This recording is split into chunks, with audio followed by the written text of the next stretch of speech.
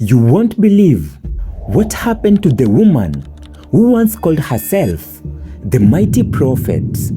In August 2018, nikakuwa diagnosed with a condition called bipolar 1 disorder. A rising digital creator, a mental health advocate, a voice that could not be ignored. And now, she is gone. You know, I took in so much heart as a child, and I'm asking God. First of all, I go through childhood trauma. When I go to school, I'm the bullier. I'm the one who's been bullied. I have men who do me wrong. As in, what do you want from me? But that is not all. Wait until you hear how it unfolded.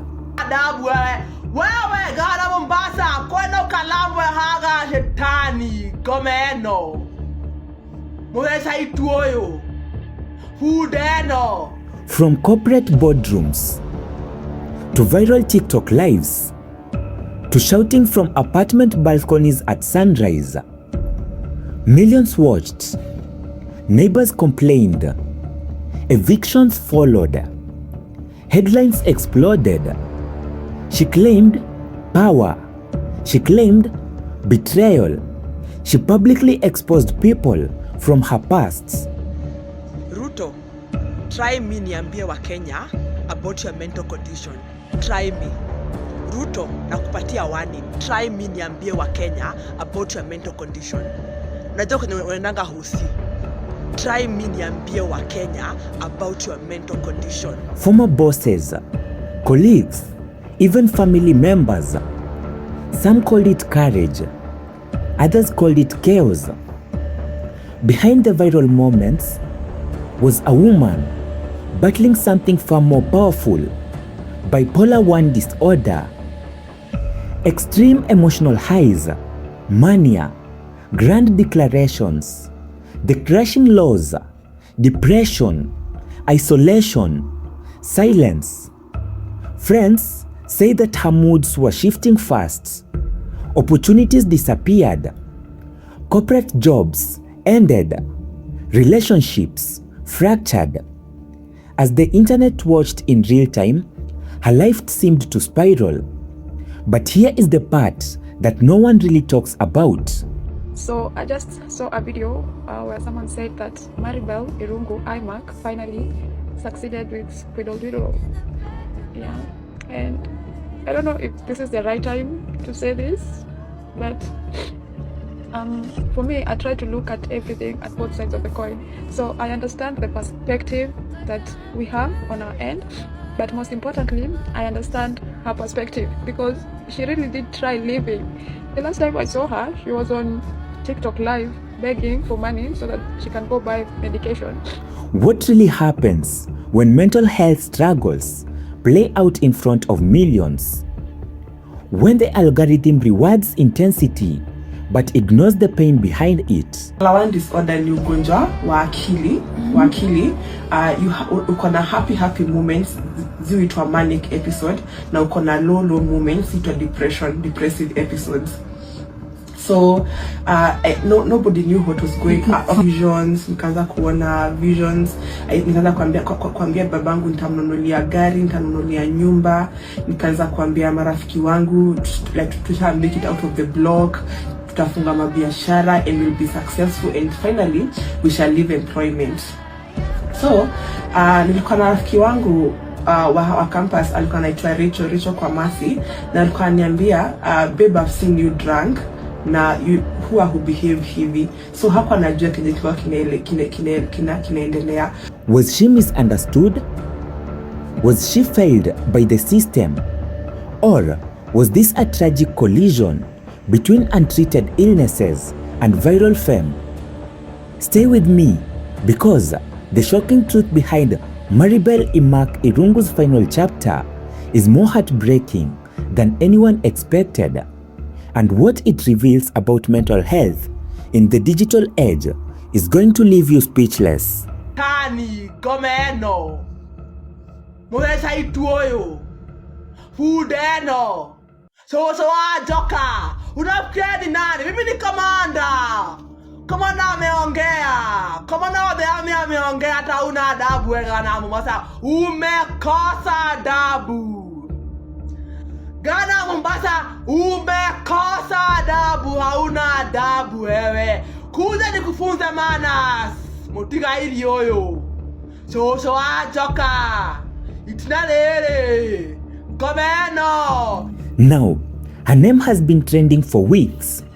Maribel Immac Irungu became one of the most talked about figures in the Kenyan digital spaces, not for her accomplishments, but for her very public mental health crisis. She exposed former employees. She shouted from apartment balconies during TikTok lives 5 in the morning, and she called her own father a donkey. The internet did what the internet does best. It watched, it recorded, it shared, it laughed. But behind every viral clip, behind every shocking outburst, was a woman battling bipolar 1. And now Maribel is dead. Her passing has sent shockwaves through the Kenyan digital community, forcing an uncomfortable conversation. How much of our entertainment comes from people who are suffering? This is her story, the whole story, not just the viral moments, but the woman behind them, the illness that consumed her, and the systemic failure. Buckle up, because this just gets heavier. Before the headlines, she worked in corporate Kenya. Friends describe her as intelligent, articulate, someone with big dreams and the drive to achieve them.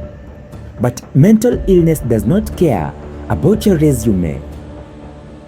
Bipolar 1 disorder often emerges in early adulthood, and for Maribel, the first signs were subtle: mood swings, bursts of incredible energy, followed by periods of withdrawal. In corporate environments, these symptoms are easily dismissed. She's just stressed. She's passionate about her work. She's going through something personal. But her colleagues did not see. What even Maribel might not have fully understood yet was that her brain chemistry was shifting. During manic episodes, people experience grandiose delusions. They believe they have special powers, divine missions, or extraordinary abilities. They stop sleeping but feel more energized than ever.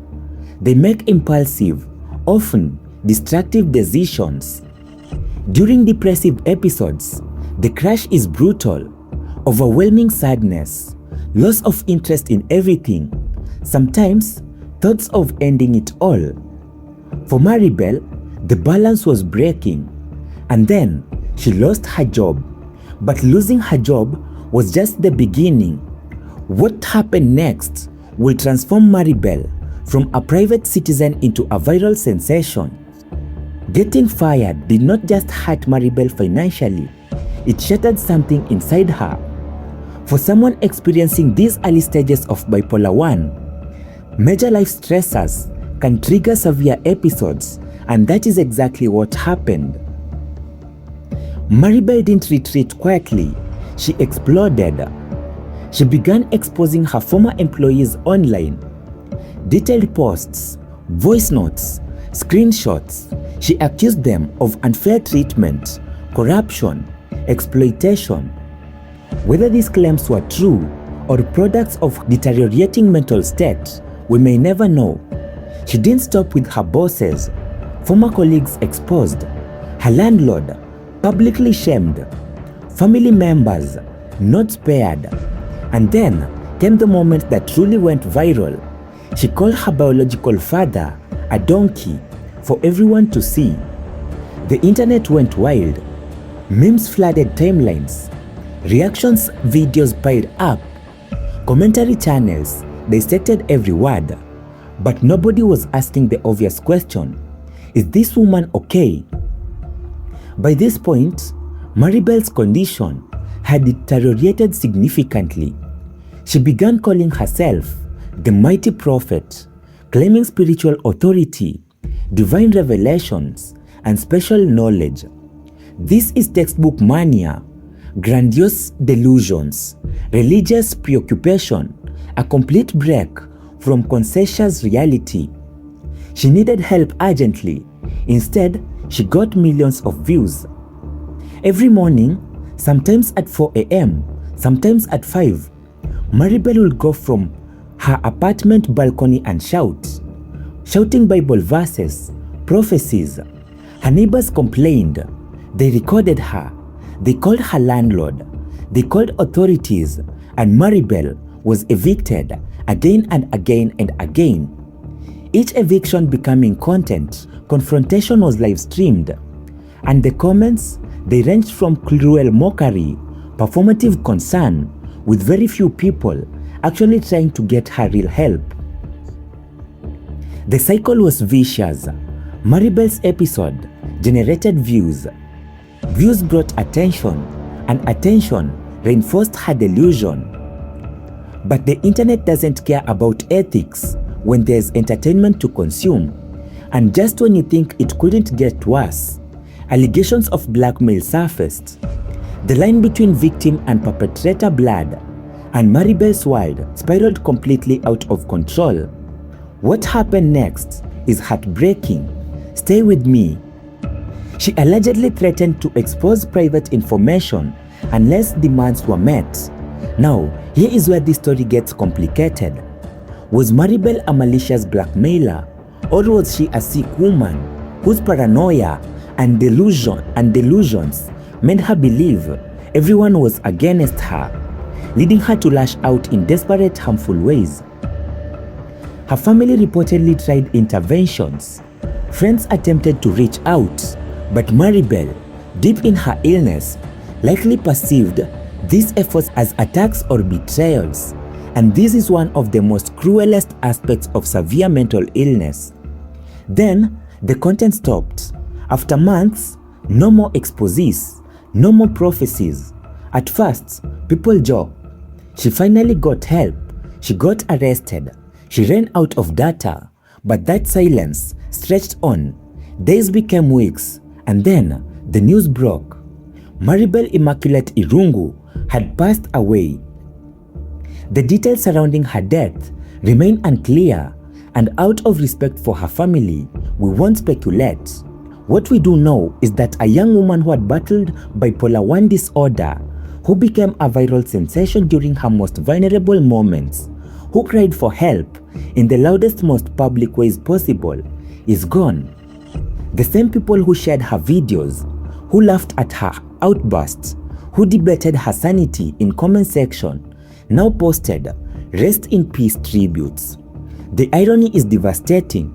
Suddenly everyone cared, and this raises the most uncomfortable question of all. Are we, the viewers, complicit in what happened to Maribel? Did our clicks, our shares, our entertainment contribute to her death? Stay with me, because this conclusion matters more than you think. Now, let us be brutally honest. Maribel's content was engaging because it was shocking. We watched because it was dramatic, and we shared because it was wild. But every view, every share, every comment fed into a system that rewards spectacle over humanity. Maribel's story is not unique. There are countless creators right now experiencing mental health episodes, being watched by millions and receiving no real help. The platform profits, the viewers are entertained, and the person at the center, they are suffering. Maribel called herself a mental health advocate, and in a tragic way, she was not because she had all the answers, but because her life and death forced us to confront questions we'd rather avoid. How do we consume content ethically? When does watching become exploitation? And what responsibility do we have when we see someone clearly in crisis? These are not easy questions. So, what do we do now? First, we remember Maribel not as a meme, not as a viral moment, but as a human being who deserved better. Second, we educate ourselves. Third, we change how we engage online. Fourth, we advocate for systemic change, and finally, we honor Maribel's memory by doing better. Maribel Immac Irungu was a daughter. She was a professional. She was a woman with dreams. She was also sick, and instead of getting help, she got famous. If you or someone you know is struggling with mental health issues, please reach out.